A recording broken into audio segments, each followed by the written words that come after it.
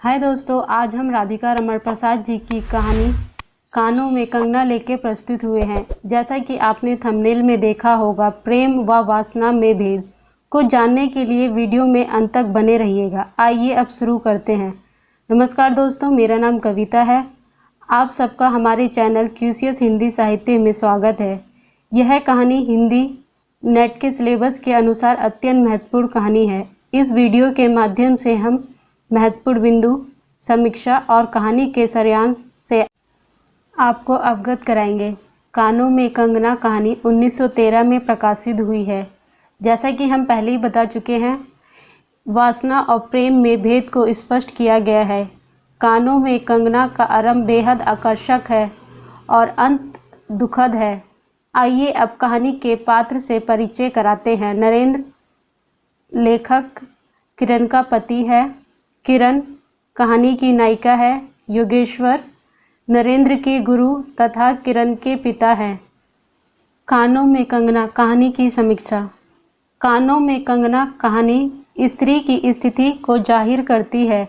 यह कहानी पुरुषों के आकर्षण में खोए रहने की कमजोरी का चित्रण है। केंद्रीय पात्र किरण है। कहानी 3 अंकों में है। नरेंद्र यानी लेखक आप बीती लिख रहा है। इस कहानी में 2 जगह की चर्चा है, ऋषिकेश और मुरादाबाद की। पहले अंक में किरण और प्रकृति के वर्णन किया गया है। ऋषिकेश का दृश्य है। नरेंद्र, किरण तुम्हारे कानों में क्या है? किरण कानों से चंचल लट हटाकर कहा, कंगना। अरे कानों में कंगना? सचमुच 2 कंगन कानों को घेरे बैठे थे। हाँ, तब कहाँ पहनूं? किरण एक भोली भाली सी कन्या थी। दुनिया में जिसे भोला कहते हैं वैसी भोली नहीं। वह फूलों की भांति सरल और सुलभ है। जब तक जीवित रहे अपने चारों तरफ हरा भरा फूलों की भांति महके। जब जीवन पूरा हो जाए, अपनी माँ की गोद में सो जाए। उसी भांति किरण का भी चरित्र का वर्णन है। नरेंद्र उसके करीब जाकर कहता है, लाओ पहना देता हूँ। नरेंद्र उसके हाथ में कंगन पहनाता है और कहता है, आज के दिन को कभी नहीं भूल सकता। इससे पहले कई बार किरण से मिलता है, मगर ऐसा कभी नहीं हुआ। किरण आंखें बड़ी बड़ी करके बोलती है, क्यों? तभी योगेश्वर देख लेते हैं। दोनों शर्म से लज्जित हो जाते हैं। किरण पर नरेंद्र मोहित हो गया था। पहला अंक समाप्त होता है। दूसरे अंक में ऋषिकेश की सुंदरता, किरण का विवाह। ऋषिकेश के पास में एक सुंदर सी वन में कुटी बनाकर योगेश्वर रहते थे। नरेंद्र योगेश्वर के यहाँ अपने पिता की आज्ञा के अनुसार सारे धर्म ग्रंथ को पढ़ने के लिए जाते थे। एक दिन वह किरण को बिठाकर कुछ पढ़ा रहे थे और नरेंद्र को देखते ही साहस खड़े हुए। नरेंद्र के कंधों पर हाथ रखकर गदगद स्वर में बोले, नरेंद्र अब मैं चला, किरण तुम्हारे हवाले। यह कहकर उन्होंने किरण का हाथ नरेंद्र के हाथ में रख दिया। आंसू भरे नैनों के साथ वह चले गए। दूसरा अंक समाप्त होता है। तीसरे अंक की शुरुआत है। तीसरे अंक में मुरादाबाद का दृश्य है। जिस प्रकार कंकरी जल में जाकर कोई स्थिर विभर नहीं फोड़ सकती, क्षण भर में जल का समतल भले ही उलट पुलट हो जाए, लेकिन इधर उधर जल से तरंग दौड़कर उस छिद्र का नामो निशान रहने नहीं देती। जगत की भी यही चाल है। यदि स्वर्ग से देवेंद्र भी आकर इस लोक में चलाचल में खड़े हो, फिर संसार देखते ही देखते उन्हें अपना बना लेगा।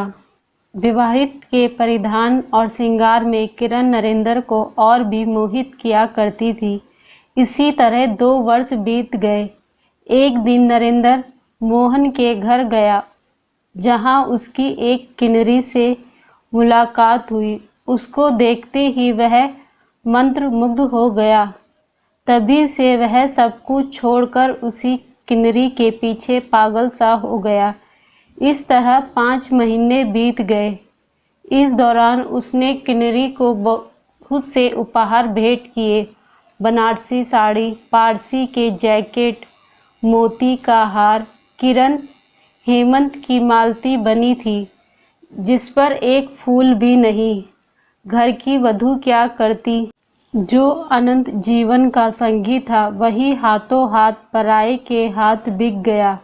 एक दिन सारी बात खुल गई। किरण पछाड़ खाकर भूमि पे जा पड़ी।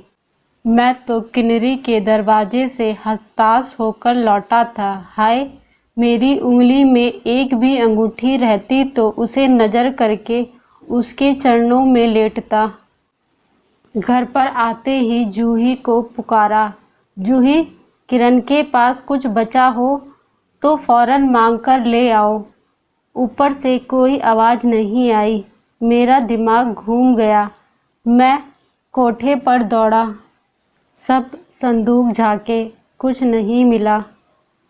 सब तोड़ डाला, लेकिन कुछ भी नहीं मिला। अलमारी में केवल मकड़े का जाला था। श्रृंगार के बक्से में छिपकली बैठी थी। उसी दम किरण पर झपटा। पास जाते ही सहम गया। वह एक तकिए के सहारे लेटी थी। आँखों में एक ज्योति थी। शायद प्राण शरीर से निकल रहा था। फिर मैं पुकार उठा, किरण, किरण, तुम्हारे पास कोई गहना भी रहा है? हाँ, धीरे कंठ से बोलती है। कहाँ है? अभी देखने हैं। उसने धीरे से घूंघट सरकाकर कहा।